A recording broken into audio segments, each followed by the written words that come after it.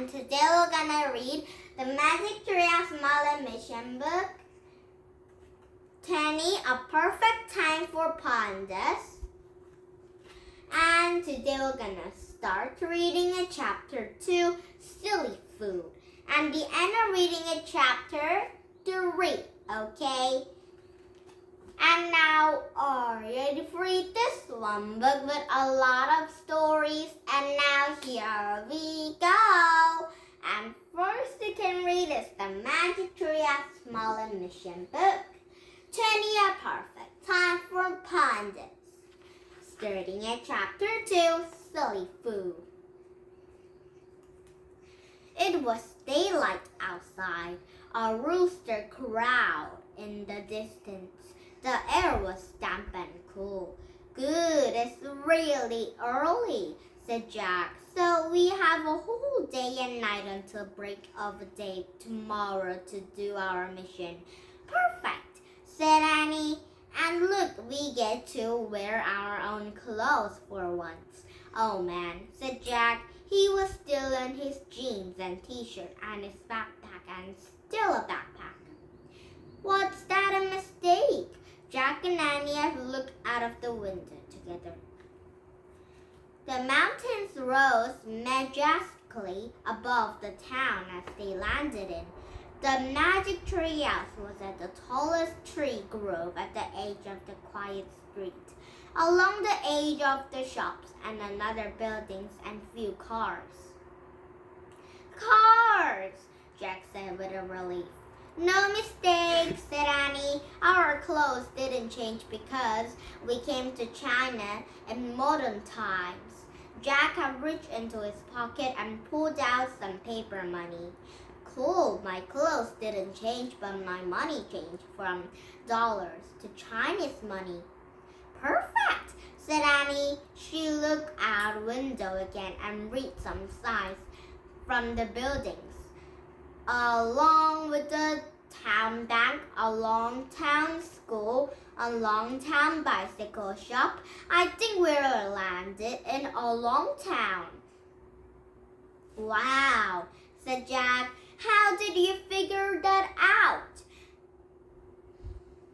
Annie laughed. So let's go out from some Wallingtown food. Okay, but the food we have to find doesn't sound like normal food, said Jack. Granny and good, but 12 as wood. Annie smiled. You always find something to worry about, said Annie. Come on. Annie handed down to the treehouse ladder. Jack packed away their book and his backpack and followed her. Together they stepped out from the grove of trees and headed down the busy sidewalk. Vendors are setting up the stalls and getting the crafts and pottery. Some girls and boys are passing by, carrying book bags, and they're dressed eye-roll jeans and t-shirts and sweatshirts. See, kids just like us, on their way to school, said Annie, except we took a daughter of have a breakfast in the halfway around the world, said Jack. Speaking of breakfast, how about going there? Annie pointed to the restaurant with tables outside. Garden Paradise, said Jack, reading the sign. Sounds like a good place to start. Jack and Annie have crossed the street and to the restaurant.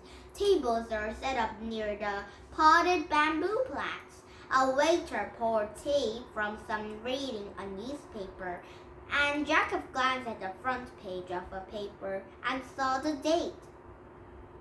It's May 12, 2008, he said. Cool, said Annie. The waiter nodded at Jack and Annie. Then he led them to the table that had 2 small bowls on it.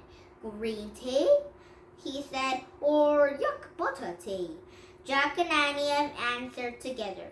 Green! The waiter laughed and came back to the teapot, and he poured a pale green tea into 2 small bowls. And then he gave Jack and Annie menus and went to track to the other customers. Yuck butter tea?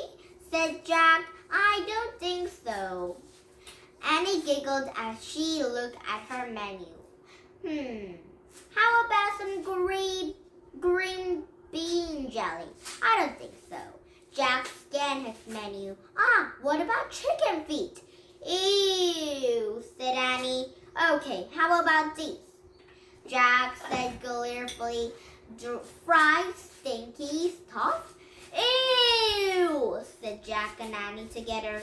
They laughed loudly, and Annie near fell out of his chair, and Jack saw a waiter frowning at them from across the guard.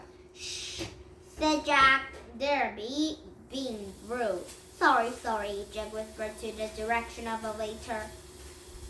We have a funny sounding food at home too, she said to Jack, like hot dogs. Oh yeah, how about a sour cream? Said Jack, or squash? Squash. And he laughed. Okay, let's get serious now, said Jack. We have a mission. He took a little scroll from his pack, unrolled it and read. A healthy food, granny and good, baked with love, drove as wood, around and shape of a color of sand, given those who have lost their land. It's a riddle, said Annie. Yeah, it is, said Jack. Maybe we should just ask the waiter for help. He waved politely and waved at this waiter's direction. And when the waiter came to the table and he given them a tight smile. All ready to order now? He said. Actually, we have some questions, said Jack. The waiter nodded. Do you have serve food like a color of sand? Annie asked. The waiter stared at her. Jack food apart, or food that's like as rough as wood? He said. Food like sand and wood, the waiter said. Not actually, Jack said. Are you trying to be funny? The waiter interrupted, and he gave Jack a fierce look. Sinking down his chair, Jack shook his head.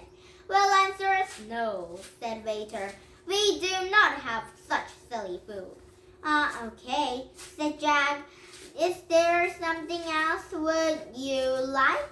The waiter asked. No thanks, said Jack. He could feel like his face turning red. The waiter slapped their check and the table of the work away. Well, we should leave, said Jack, standing up. He looked at the check and then took a 20 yuan of a note to the pocket and laughed it into the table.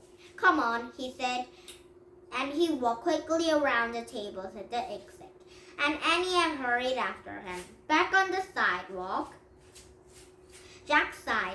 So where do we go to look for the weird food now? Maybe the guidebook can help us, said Annie. Maybe, said Jack, and he pulled out their book and looked at a woolen town and index. He turned to the page and read aloud. Wulong means sleeping dragon. Wulong Town is inside Wulong National Nature Reserve, such as a cycled by the mountain ran, called a sleeping dragon. According to the legend of a dragon fell in love with the beauty of the mountains and trees. He curled around them to make a nap and never woke up. That's cool, said Annie. Yeah, but it doesn't help us, said Jack.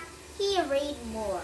Wulong Reserve is home to real Asian animals such as giant pandas, golden snub-nosed monkeys, white leopard deer, and... Wait, back up, said Annie. Did you say giant pandas? Yes, said Jack. Oh my gosh, said Annie. She covered her heart with her hands. My life dream has finally come true. What life dream? Said Jack, looking at her. Pandas? Yes, I've always wanted to see real pandas up close. Haven't you? Said Annie.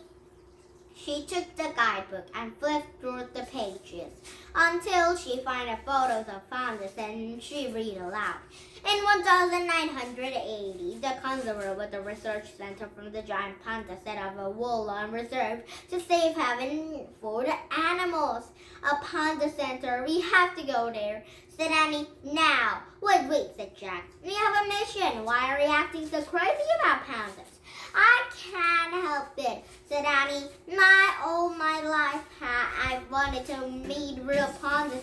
Remember my two stuffed pandas, Rolly and Polly? I love them so much, you know that? Okay, but we have to stick our mission, Jack said. We've got a lot of time to find the special food, said Annie. Woolong is a restaurant.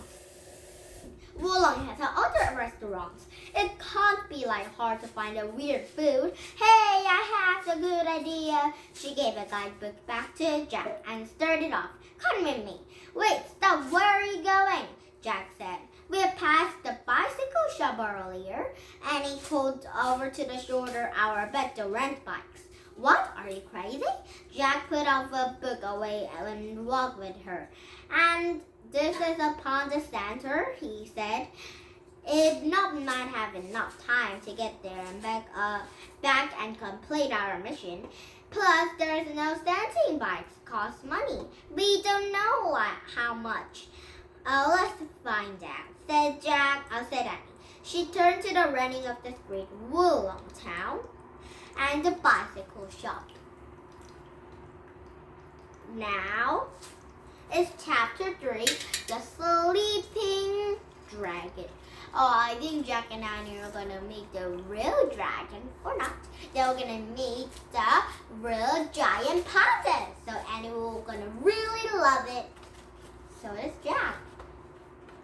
Now tomorrow we're going to start reading in chapter 3, The Sleeping Dragon.